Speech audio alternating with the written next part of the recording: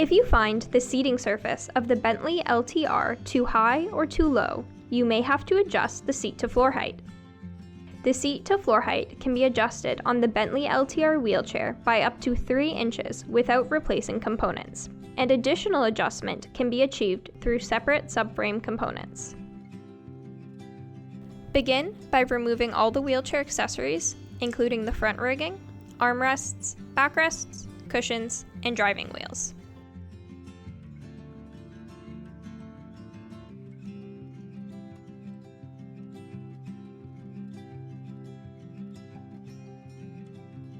The adjustments in this video will be easier with the chair flipped upside down. If possible, get someone to help you flip the wheelchair upside down and place a rigid box under the front of the seating surface to prevent the wheelchair from resting on the wheel locks. The chair shown here has 3 different seat height adjustment settings achieved through 4 bolts, which attach the subframe to the lower frame. Loosen all the subframe attachment bolts and remove the lock nuts from each bolt.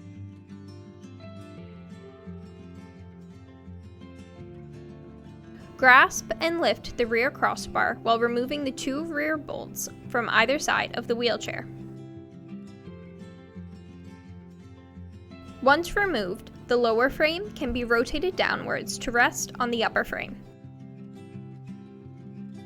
Remove the front 2 bolts. The lower frame will now be completely detached from the upper frame. The Bentley LTR has 4 sets of holes on the lower frame, which allow for center of gravity adjustment.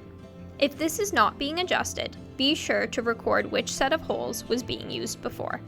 The seat-to-floor adjustment holes are found on the subframe. Determine which holes will be used for the adjustment. Using holes closer to the upper frame will reduce the seat height, and using holes further from the upper frame will increase the seat height. Once the center of gravity and seat-to-floor holes are selected, align the lower frame and subframe, and insert the front 2 subframe bolts into their respective positions. Loosely install the lock nuts on the front 2 subframe bolts. This will prevent the lower frame and subframe from completely detaching during the next steps. Grasp the rear crossbar and rotate the lower frame until the rear 2 subframe bolt hole locations are aligned. Insert both rear subframe bolts and loosely install the rear 2 lock nuts.